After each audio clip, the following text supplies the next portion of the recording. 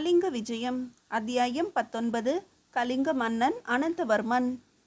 கலிங்க தலைநகரின் கோட்டை வாயில் கதவுகள் இரண்டும் நன்றாக திறந்திருந்தன. இருபுறமும் காவல் வீரர்கள் அணிவகுத்து நின்றிருந்தனர். அவர்களுக்கு பின்னால் கலிங்க மக்கள் கூட்டம் கூட்டமாக நின்றிருந்தனர். வாயிற்கதவிற்கு மேலே இளம் பெண்கள் பலர் கைகளில் இருந்த தாம்பாள தட்டுக்களில் எல்லா வகையான பூக்களையும் சரியாக வைத்து மன்னர் வரும்போது தூவுவதற்கு தயாராக காத்திருந்தனர். கோட்டையின் வாயிற்புறத்திற்கு அருகில் மேலும் சில இளம்பெண்கள் கைகளில் மங்கள பொருட்களையும் குங்குமம், மஞ்சள், சந்தனம் என்றும் தட்டுக்களில் ஏந்தி இருந்தனர். பூரண கும்பம் ஏந்தியபடி கோயில் குருக்கள் பயபக்தியுடன் நின்றிருந்தார். ஒரு புறம் அமைச்சர்களும் அவர்களுடைய பரிவாரங்களும், மற்றொரு புறம் படைத்தலைவர்களும் கோட்டையின் வாசலின் இருபுறமும் காத்திருந்தனர். கோட்டை மதிலின் ஒரு புறம் முரசு ஒலிப்பவர்களும் சங்கம் ஓதுபவர்களும் தயாராக இருந்தனர்.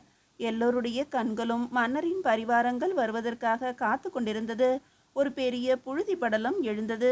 மன்னரின் பரிவாரங்கள் வரும் ஓசையும் கேட்டது. முதலில் இரட்டை குதிரை பூட்டிய வேலைப்பாடு அமைந்த அழகிய ரதத்தில் மன்னன் அனந்தவர்மன் கம்பீரமாக அமர்ந்தபடி இருபுறமும் பார்வையை செலுத்தி கொண்டே வந்தான். தனக்கு பணிந்து வணங்கியவர்களை ஏற்றுக்கொண்டதற்கு அடையாளமாக கைகளை அசைத்து கொண்டே வந்தான். ரதத்திற்கு பின்னால் 1000 குதிரை வீரர்கள் மெய்காப்பாளர்கள் உருவிய வாட்களுடன் வானத்தை நோக்கி வாளை அசைத்து தங்களது வீரத்தை பறைசாற்றி கொண்டு வந்தனர். அதற்கு அடுத்து மன்னரின் ஊழியர்கள் ரதங்களிலும் குதிரை வண்டிகளிலும் வந்தனர். மதியம் உணவை முடித்துவிட்டு சிறிது நேரம் ஓய்வெடுத்த மன்னன் அனந்தவர்மன் அரசவை மண்டபத்துக்கு வந்தான். நடுநாயகமாக இருந்த அலங்காரமான ஆசனத்தில் அமர்ந்தான். அனந்தவர்மன் ஆஜானுபாகுவான தோற்றமுடையவன், மாநிறம் கொண்டவன், நீண்ட தலைமுடியுடன் பெரிய தாடி மீசையுடனும் காணப்பட்டான்.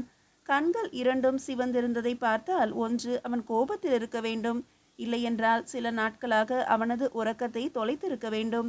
அகன்ற மார்பு, உருண்டு திரண்ட நீண்ட கைகள், நீளமான கால்கள், பருத்த இடை, இடையில் சொருகிய உடைவாள், அலங்காரத்திற்காக மற்றொரு உடைவாளும் தொங்கியிருந்தது. உயர்ந்த வகை பட்டாடைகள், மேலங்கி, தலையில் மணிமகுடம் அணிந்திருந்தான். 400 ஆண்டுகளாக பரம்பரையாக வைத்திருந்த வேலைப்பாடு அமைந்த செங்கோலை அவன் கைகளில் வைத்திருந்தான். கழுத்தில் உயர்ந்த வகை வைர கற்கள் பதிக்கப்பட்ட தங்கத்திலால் ஆன அணிகலனும் அணிந்திருந்தான். அவன் கைகளிலும் விதவிதமான அணிகலன்கள், கால்களில் காப்பு என்று பார்ப்பவர் எவருமே அவனிடம் சரணாகதி அடைய வேண்டும் என்பது போல தன்னை அலங்கரித்திருந்தான் அனந்தவர்மன். அவனது முகத்திலோ ஆணவம் தெரிந்தது. அதே சமயம் அவன் தெய்வ பக்தி மிக்கவன் என்பது அவனது நெற்றியில் இருந்த வைணவ சமய அடையாளங்கள் தெளிவாக காட்டின. மன்னன் அனந்தவர்மன் ஆசனத்தில் அமர்ந்தவுடன் இருபுறமும் இருந்த ஆசனங்களில் அமைச்சர்களும் படைத்தலைவர்களும் அதிகாரிகளும் அமர்ந்து கொண்டனர். வலதுபுறத்தில் ஆசனங்களில் அமர்ந்திருந்தவர்களின் முதலில் அமர்ந்திருப்பவர் தலைமை அமைச்சர் எங்கராயன். எங்கராயன் திறமை மிக்கவன். குடிமக்களிடம் வரி வசூலிப்பதும் சுங்கம் வரி வசூலிப்பதும் அவனது முதல் கடமை. அரசாங்க கஜானா காலியாகாமல் பார்த்து கொள்பவன். இப்போது மன்னன் புதியதாக கடகா என்ற இடத்தில் மிக பெரிய அரண்மனையை கட்டி கொண்டிருக்கிறான். மிக பெரும் பொருட்செலவில் உருவாகி கொண்டிருக்கிறது. அது இன்னும் முற்று பெறவில்லை. அரண்மனை முடியும் தருவாயில் அரசாங்க கஜானா சுத்தமாக துடைத்து வைத்தது போல காலியாகிவிடும் என்று தெரியும் எங்கராயனுக்கு. ஆனாலும் என்ன செய்வது? குடிமக்கள் மேல் மேலும் மேலும் வரியை போட வேண்டியதுதான். இனி யாராவது திருமணம் செய்து கொண்டாலும் குழந்தை பெற்று கொண்டாலும் கூட திருமண வரி என்று ஏதாவது வரிகளை போட்டு மக்கள் மீது திணிக்க வேண்டியதுதான் என்று துயருடன் காணப்பட்டான் எங்கராயன். தலைமை அமைச்சருக்கு அடுத்த இருக்கையில் அமர்ந்திருந்தவன் பெயர் தாமையன் என்பதாகும். தாமையன் அமைச்சனாகவும் தலைமை தளபதியாகவும் பதவி வகிக்கிறான். மன்னன் அனந்தவர்மன் எங்கராயனுக்கு அடுத்து மிகவும் மதிக்கப்படுபவனாக இருப்பவன் தாமையன். எப்பேற்பட்ட சூழ்நிலையிலும் சற்றும் கலங்காதவன். பல போர்களில் பங்கெடுத்து வெற்றி கொடி நாட்டியவன். அவனுக்கு அடுத்து மேலும் பல அமைச்சர்கள், படைத்தலைவர்கள், தளபதிகள் அமர்ந்திருந்தனர். மன்னன் அனந்தவர்மன் ஒரு முறை சபையில் உள்ள அமைச்சர்களையும் அதிகாரிகளையும் பெருமை பொங்க பார்த்தான். இப்போது அவனது முகத்தில் கோபம் குறைந்து மகிழ்ச்சியில் இருப்பவன் போல காணப்பட்டான். அனந்தவர்மன் மூதாதையர்கள் காலத்திலிருந்தே கலிங்க நாடு 7 பிரிவுகளை கொண்டிருந்தது. 7 கலிங்கம் என்ற சிறப்பு பெயரையும் பெற்றிருந்தது. ஒவ்வொரு பிரிவுக்கும் ஒரு அமைச்சரை பொறுப்பாக்கி அவருக்கு கீழே பணிபுரியும் படைத்தளபதிகளையும் அதிகாரிகளையும் நியமிப்பது கலிங்க மன்னர்களின் வழக்கம். அவ்வழக்கத்தை மாற்றாமல் தொடர்ந்தான் அனந்தவர்மன். அனந்தவர்மனின் தந்தை ராஜராஜ தேவன், தாயின் பெயர் ராஜசுந்தரி. அனந்தவர்மனின் தாயார் ராஜசுந்தரி பிரசித்தி மிக்க சோழ சக்கரவர்த்தியாக இருந்த வீர ராஜேந்திர சோழரின் புதல்வியாதலால் இப்போதிருக்கும் சோழ சக்கரவர்த்தி குலோத்துங்க சோழர் அனந்தவர்மனுக்கு ஒரு வகையில் மாமன் முறையாகும். இரத்த சம்பந்தம் இருந்தாலும் குழந்தை பருவத்திலிருந்தே குலோத்துங்க சக்கரவர்த்தியை அனந்தவர்மனுக்கு பிடிக்காது. அவரை பற்றி யாராவது பேச்செடுத்தாலே எரிந்து விழுவான். அதனால் கூடிய வரையில் அமைச்சர்களும் தளபதிகளும் குலோத்துங்க சோழரை பற்றி பேச்சையே எடுக்க மாட்டார்கள். தவிர்க்க முடியாத சூழ்நிலையில் கூட குலோத்துங்க சோழர் என்று கூறாமல் பொதுவாக சோழ நாடு சோழராட்சி என்று பொதுப்படையாக கூறிவிட்டு அனந்தவர்மனின் சீற்றத்திலிருந்து தப்பித்துக் கொள்வார்கள். அனந்தவர்மன் எதற்காக குலோத்துங்க சோழரை இத்தனை தூரம் வெறுத்து கோபமடைகிறான் என்று யாருக்குமே தெரியாது. சோழர்களைப் போல அல்லாமல் அனந்தவர்மன் வைணவ சம்பிரதாயத்தில் நம்பிக்கை உடையவன். கோயில் கட்டுவது என்றாலும் கிருஷ்ணருக்கும் விஷ்ணு திருமால் என்று வைணவர்கள் போற்றும் கடவுளர்களுக்கே கோயில் கட்டுவான். மன்னன் எப்படிப்பட்டவனாக இருந்தாலும் நிர்வாகத்தில் திறமை மிக்கவன். அவ்வப்போது அரசவையை கூட்டி நாட்டில் நடக்கும் அத்தனை விஷயங்களையும் தெரிந்து வைத்திருப்பான். எந்த விஷயத்தில் கவனம் கொள்ள வேண்டுமோ அந்த விஷயத்தில் அக்கறையுடனும் செயலாற்றுவான். தற்போது நீண்ட நாட்களாக வெளியூர் சென்றிருந்ததால் தலைநகரிலும் மற்ற பிற பகுதிகளிலும் நடந்த செய்திகளை அறிந்து கொள்வதற்காக அரசவையை கூட்டியிருந்தான். அனந்தவர்மன் தனது கம்பீரமான குரலில் பேச ஆரம்பித்தான். அமைச்சர்களே, படைத்தலைவர்களே, நான் நீண்ட நாட்களாக தலைநகரில் இல்லை என்பது அனைவரும் அறிந்ததுதான். ஒவ்வொருவராக இந்த 1 மாத காலத்தில் நடந்த விஷயங்களையும் உங்கள் பொறுப்புகளை எப்படி செயலாற்றினீர்கள் என்பதையும் கூறுங்கள்.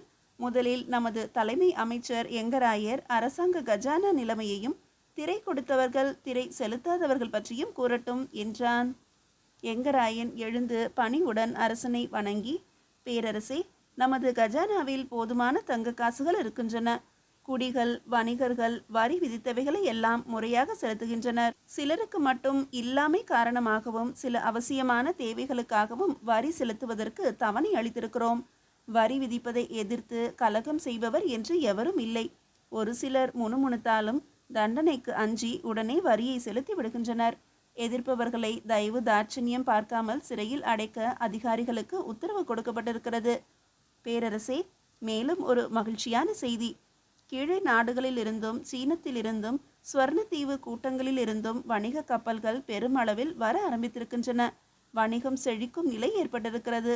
வருவாயும் கூடும் நிலையில் உள்ளது என்றான். அப்படியா? மிக்க மகிழ்ச்சியான செய்தி. நமது புதிய அரண்மனை இன்னும் நிறைவடையவில்லை. இன்னும் 3-4 மாதங்கள் ஆகும் என்று எண்ணுகிறேன். பணிகளை முடிப்பதற்கு தேவையான பொற்காசுகள் இருக்குமல்லவா? நிச்சயமாக தேவையான பொற்காசுகள் இருக்கிறது அரசே. ஆனால் நாம் சிறைக்கூடத்தை பெரிதாக்க திட்டமிட்டிருந்தோம். அந்த பணிகளை முடிக்க சற்று அவகாசம் தேவைப்படுகிறது. முதலில் புதிய அரண்மனை பணிகள் நிறைவு பெற்றவுடன் சிறைச்சாலை பணிகள் ஆரம்பிக்கலாம் என்று நினைக்கிறேன். உங்கள் கட்டளைக்காக காத்து கொண்டிருக்கிறோம் அரசே என்றான் எங்கராயன்.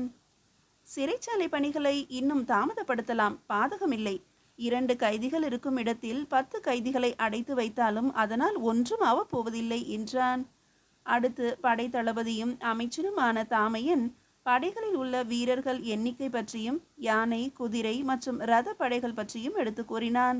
அவனது வார்த்தைகளில் திருப்தியடைந்த அனந்தவர்மன், தளபதியாரே, படைப்பிரிவுகளுக்கு மேலும் ஆட்கள் தேவைப்படுகிறார்களா என்றான். பேரரசே, தேவைப்படாது என்று நினைக்கிறேன். கண்ணு கெட்டிய தூரம் வரை எந்த எதிரிகளும் நமது நாட்டை சுற்றி இல்லை. தென்கலிங்க மன்னர் பீமன் அவர்கள் நமக்கு உறுதுணையாக இருக்கிறார். மேற்கிலோ வடக்கிலோ நம்மை எதிர்க்க எவரும் இல்லை என்று இருமாப்புடன் பதில் கூறினான். அப்படியென்றால் கடல் மார்க்கத்தில் நமது நாட்டின் பாதுகாப்பு எப்படி இருக்கிறது? பேரரசே, வங்க நாட்டு எல்லையிலிருந்து தென்கலிங்கம் வரை நமது கப்பற்படையில் உள்ள கப்பல்கள் சுற்றி வருகின்றன. நமது எல்லைக்கு அருகே வேறு எந்த நாட்டு கப்பற்படையை சேர்ந்த கப்பல்களும் காணப்படவில்லை. கடற்கொள்ளையர்களும் காணப்படவில்லை. நமது கப்பலை பார்த்த உடனேயே கடற்கொள்ளையர்கள் ஓடி ஒளிந்து கொள்கிறார்கள். நாம் எச்சரிக்கையுடன் இருப்பதை கடற்கொள்ளையர்கள் அறிந்திருப்பதால் நக்காவரம் தீவு கூட்டங்களுக்கு அருகே வந்து அப்படியே ஸ்வர்ணத்தீவின் திசைக்கு திரும்பி விடுகின்றனர். மற்றபடி வணிக கப்பல்கள் நமது துறைமுகத்திற்கு அதிக அளவில் வருகின்றன. அவைகளை நாம் சோதனையிடுவதில்லை. ஏதாவது சந்தேகம் தோன்றினால்தான் சோதித்து பார்ப்போமே தவிர மற்றபடி வணிகர்களை நமது கப்பற்படை ஒன்றும் செய்வதில்லை என்று விரிவாக கூறினான் தாமையன். தாமையனை தொடர்ந்து மற்ற அமைச்சர்களும் படைத்தலைவர்களும் தங்களுடைய செயல்பாடுகளை பற்றி மன்னன் அனந்தவர்மனிடம் எடுத்துரைத்தனர்.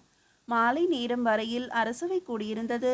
அனந்தவர்மன் தன் இருக்கையில் இருந்து எழுந்தான்.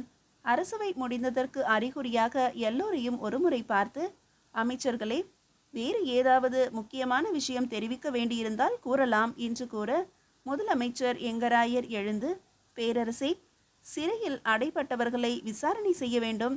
சில நாட்கள் கழித்து விசாரணையை துவக்கலாம் அல்லவா என்றான். அப்படியே ஆகட்டும் என்று கூறிவிட்டு அரசவையை விட்டு வெளியேறினான் அனந்தவர்மன். அரசன் சென்ற பிறகு ஒவ்வொருவராக வெளியேறினர். தலைமை அமைச்சன் எங்கராயன் தனது மாளிகைக்கு செல்ல ஆரம்பித்தான். அவனுக்கு அருகில் அவனது உதவியாளர்கள் இருவர் வந்தனர். அவர்களில் ஒருவன் தன் எஜமானனிடம் மெல்லிய குரலில், ஐயா, நமது ஒற்றர் படை தலைவர் சோமேஸ்வரன் உங்களை சந்திப்பதற்காக மாளிகையில் காத்திருக்கிறார் என்றான். தலைமை அமைச்சன் எங்கராயன் யோசனை செய்தபடியே மாளிகைக்கு சென்றான். ஒற்றர் படை தலைவரான சோமேஸ்வரன் முதலில் தான் கேள்விப்பட்ட செய்திகளை தலைமை அமைச்சரிடம்தான் கூறுவான். மன்னனிடம் நேரடியாக விஷயங்களை கூற மாட்டான். முதலமைச்சர் உத்தரவிட்டால்தான் மன்னரிடம் சென்று தகவல்களை கூறுவது சோமேஸ்வரனின் வழக்கம். இன்றைய தினம் என்ன மாதிரியான செய்திகளுடன் சோமேஸ்வரன் வந்திருக்கிறானோ தெரியவில்லை என்ற யோசனையுடன் சோமேஸ்வரனை அழைத்து அருகில் அமரச் செய்தான் முதலமைச்சர் எங்கராயன். மீதியை அடுத்த அத்தியாயத்தில் காணலாம்.